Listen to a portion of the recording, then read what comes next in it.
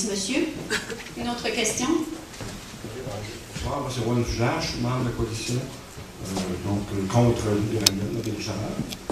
Et puis, c'est sûr que nous, j'ai une question que c'est la secrétaire de Dessous. D'abord, j'aurai beaucoup de commentaires, mais ça semble-t-il qu'on ne peut pas faire de commentaires. On va s'abstenir pour le moment. J'aurais une question au docteur Dessous, c'est, puisqu'un groupe de travail qui a été mis sur pied par le ministère de la Santé et des Services sociaux, donc vous avez mentionné aussi que les gens de la Côte-Nord, il y avait des raisons de s'inquiéter, puis bon, ils étaient participatifs dans cette démarche-là. Donc, la question que je me pose, c'est pourquoi ne pas avoir demandé un moratoire avant d'aller de l'avant avec toute forme d'exploration ou d'exploitation de l'uranium, alors que les inquiétudes sont bien fondées. Et moi, en tout cas, comme commentaire, je dirais que ça ressemble à l'exploitation du gaz de schiste au Québec. C'est qu'on attend après coup, alors qu'il est trop tard, puis déjà, il y a des problèmes qui ressortent. Donc, comment voulez-vous qu'on fasse confiance aux gens qui nous dirigent actuellement par rapport à cette question-là? J'aimerais avoir une réponse tout de même de Dr. Dessous sur ces aspects-là. Merci.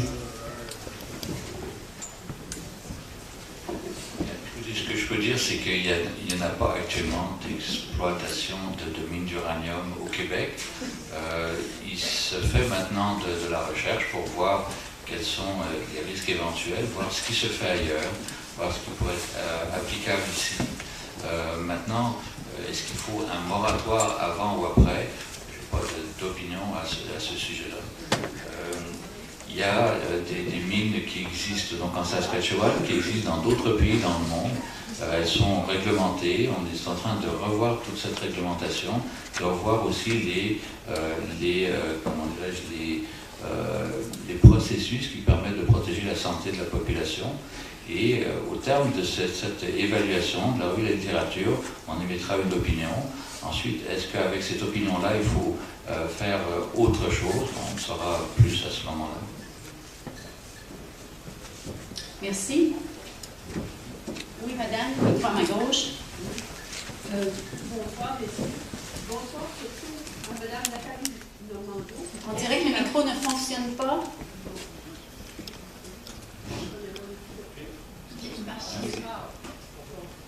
Est-ce qu'il fonctionne? Okay.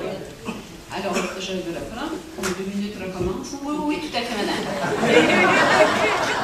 Bonsoir, messieurs. Et bonsoir surtout à vous, madame Nathalie Normando, ainsi qu'à vous, monsieur le responsable du Conseil canadien de sécurité nucléaire.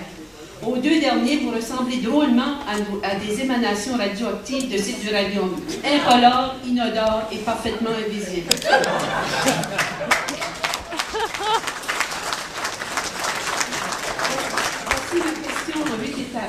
Comment expliquez-vous que 7000 liquidateurs soient décédés à Tchernobyl et 20 000 soient devenus invalides? Comment expliquez-vous la contamination par des particules radioactives en Russie, au Japon, au Canada et en France? Comment expliquez-vous que les émanations radioactives de l'uranium et ses dérivés provoquent des anomalies génétiques?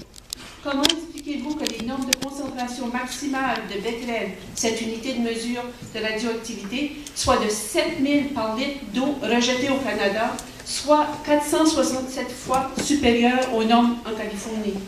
Comment expliquez-vous que de nombreux travailleurs soient décédés de cancer après avoir travaillé dans les mines de Denison Mines à Elliott Lake? Comment expliquez-vous la pollution de l'air et des eaux de surface dans lesquelles se déversent les résidus de mines d'uranium? Comment expliquez-vous qu'à l'ONU, l'Agence internationale de l'énergie atomique, ait préséance sur l'Organisation mondiale de la santé quand il s'agit de problèmes de santé dus au nucléaire? Pourquoi daignez-vous que, durant les années 90, il y eut une série de fuites radioactives à la centrale de Pickering, en banlieue de Toronto? Pouvez-vous, messieurs, expliquer alors pourquoi l'uranium, qui représente tant de dangers pour les humains, contamine la planète et menace sa survie, continue d'être exploité? Merci.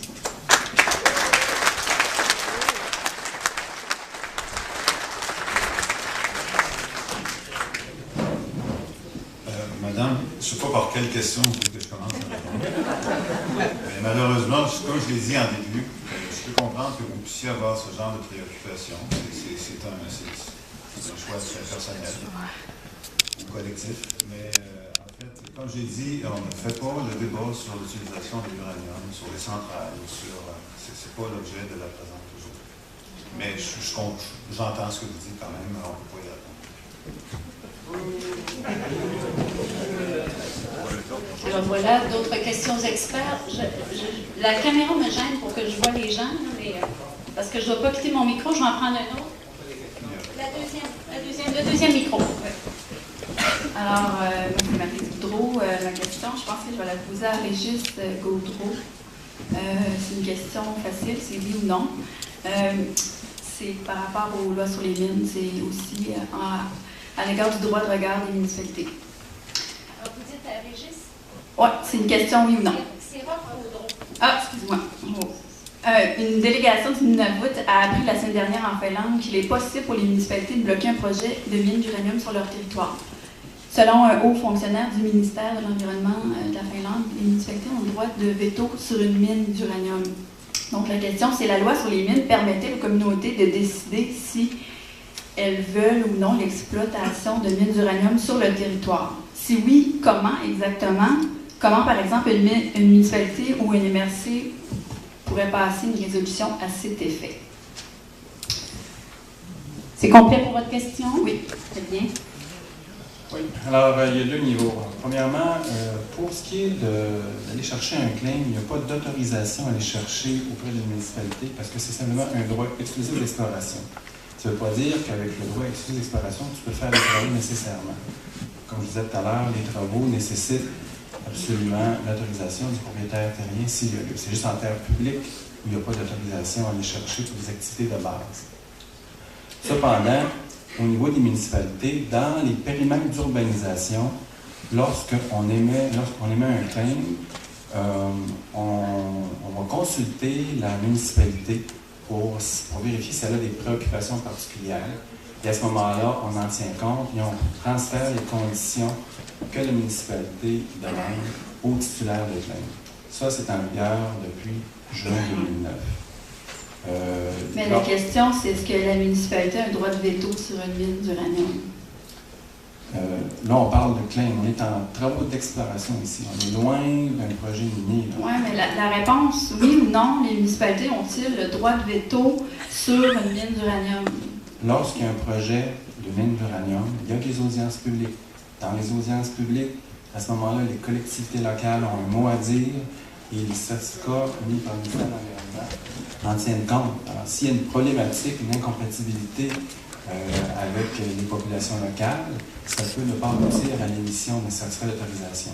De même, avec le projet de loi sur les mines, les consultations publiques pour tout projet minier, peu importe la substance, on veut s'assurer qu'il y ait un consensus social.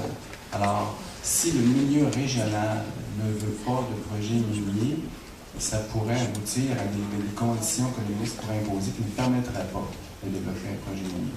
Alors, la réponse, jusqu'à un certain point, une municipalité a un gros mot à dire dans les projets d'exploitation minière.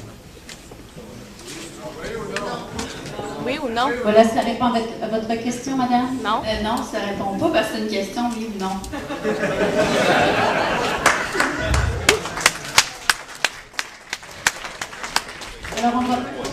Alors, je comprends que votre temps est écoulé. Madame, vous pourrez revenir. Monsieur, s'il vous plaît.